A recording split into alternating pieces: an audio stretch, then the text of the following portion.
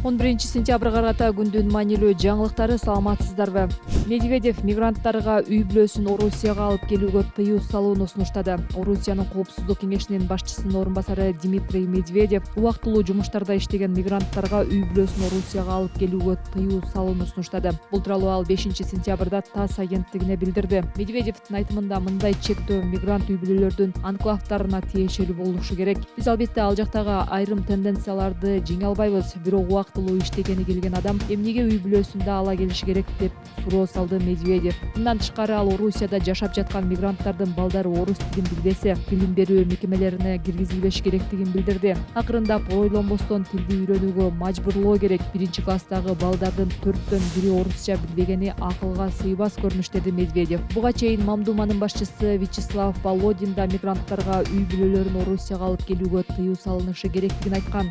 8-августта Орусиянын президенти Владимир Путин полиция кызматкерлерине мигранттарды соттун чечими жок эле депортация кылууга алып берген мыйзамга кол койгон. Мындан тышкары орус жарандыгын алып, бирок аскердик каттоого отурбагандарды жарандыктан ажыратууга жол ачкан мыйзам да күчүнө кирген. Чет элдиктерге каршы кылмыш жасагандарга жаза катаалдашы мүмкүн. Президенттик администрация кылмыш жаза кодексинин айрым беренелерине жаңы бөлүк кошуп, чет элдиктерге каршы кылмыш жасагандарды эркинен ажыратуу мөөнөтүн көбөйтүүнү сунуштап жатат. Документ коомдук талкууга коюлду. Мындай зарылдык 18-майга караган түнү Бишкекте болгон топлоондон кийин келип чыкканын айтылат. Анда Индия жана Пакистандын кеминде 29 жараны ооруканаларга кайрылган. Кийин көпчүлүгү өлкөдөн чыгып кеткен. Бул түзөтүүлөр жагымдуу жана коопсуз инвестициялык чөйрөнү камсыз кылууга, анын ичинде өлкө аймагында окуган жана билим берүү секторуна финансылык каражат салган студенттер үчүн оң таасирин тийгизет деп түшүндүргөн демилгечилер. Чет элдиктердин ден соолугуна оор залал келтиргендер эми 6 жылдан 8 жылга, ал эми анча оор эмес зыян кылгандар 5 жылдан 8 жылга кесилиши мүмкүн. Төмөнкү беренелер боюнча күнөөлүү деп табылгандар мүлкүнөн да ажыратылат. Адам уурдагандар 7 жылдан 10 жылга чейин жазаланат. Кылмыштуу топ же адамдар тобу менен чет элдиктердин мүлкүн уурдагандар 5 жылдан 8 жылга чейин эркинен ажыратылат. Каракчылык кылгандар 8 жылдан 12 жылга чейин соттолот. Уюшкан топ тарабынан жасалган тоноо үчүн 11 жылдан 15 жылга чейин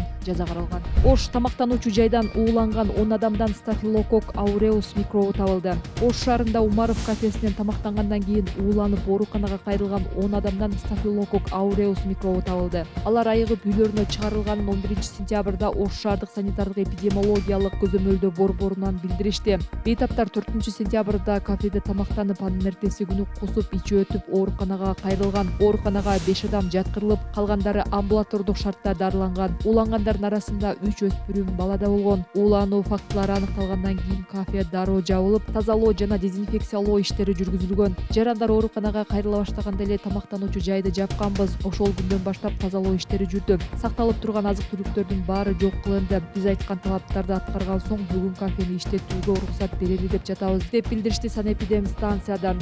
Санитардык эрежелерди бузгандыгы үчүн кафеге 23 000 сом айып пул салынган. Учурда бейтаптардын абалы туруктуу.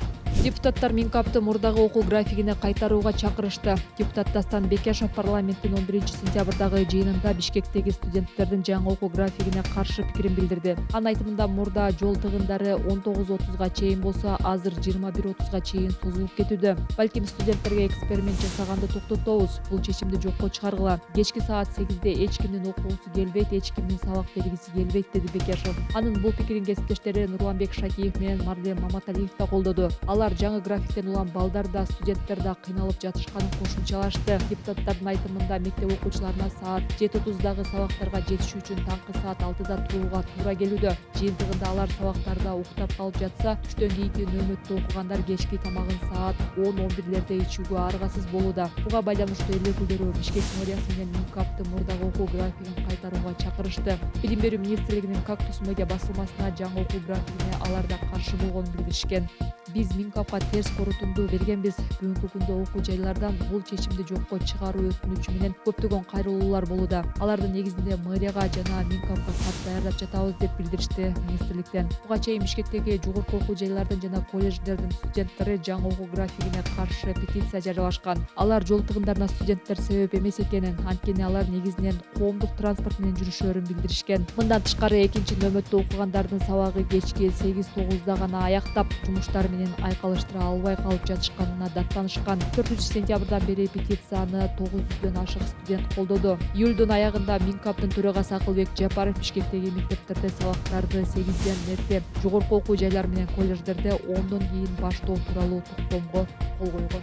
Мекенчил партиясынын бейбаштыкка шектелген тарапташтары акталды. Бул тууралуу клубко Ленин райондук сотунан билдиришти. 10-сентябрда сот айыпталуучулар жабырлануучулар менен жарашкан үчүн ишти өндүрүштөн кыскартып, Мекенчилдин тарапташтары Эрланбек Тагаев, Азамат Марипов, Нурак Акимов, Руслан Самидин уулу, Илимбек Исраилов, Мирлан Стамов жоопкерчиликтен бошотулду. Алар апрелдин башында коомдук тамактануучу жайлардын биринде сабалып, мыйзамсыз кармалып турганын айткан кишинин арызынын негизинде кармалган. Бул боюнча бейбаштык эркиндигинен мыйзамсыз ажыратуу беренеси менен иш козголгон. Кийин президент Мекенчилмин деген атты жамынып, шантаж кылгандар бар экенин, буга чейин аларга эскертүү бергенин айткан. Кармалганга чейин Исраилов Facebook'ка видео жарыялап, Tagay ата чайканасына мекенчилдер чогулган жерде жашыруун камера табылганын айткан.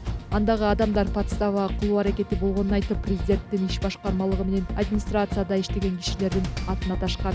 Жапаров Олимпиадада кыргыз мушкерине көмөктөшкөн өзбек машыктыруучусуна унаа белек кылды. Президент Садыр Жапаров бокс боюнча өзбекстандык машыктыруучу Ахмал Хасанов менен жолукту. Ал Хасановго Олимпиадада Мунарбек Сейитбек уулунун жеңишине салым кошкон үчүн ыраазычылык билдирди. Биздин ата-бабаларыбыз баатырларына ат тартуулаган. Азыр унааларды береке берүү салтка айланды. Бирок салттын руху өзгөрүүсүз калат. Бул өзгөчө эмгеги үчүн сый-урмат жана ыраазычылыктын белгиси, деди президент. Хасанов кыргыз мушкерине көмөктөшүүгө ойлонбостон макул болгонун белгиледи. Ошондой эле ал кийинки Олимпиадада Кыргызстан алтын медалга ээ болсун деген тилегин айтты. Олимпиадада Мунарбек Сейитбек уулу күмүш медаль жеңген. Анын жеке машыктыруучусу Беганаз Султанбаев Парижге бара албай калган. Буга байланыштуу Мунарбектин секунданты болууга өзбекстандык Акмал Хасанов өз ыктыяры менен макул болгон. Кыргызстандык спортчуга жардам берген үчүн ага Айтматов атындагы медаль ыйгарылган.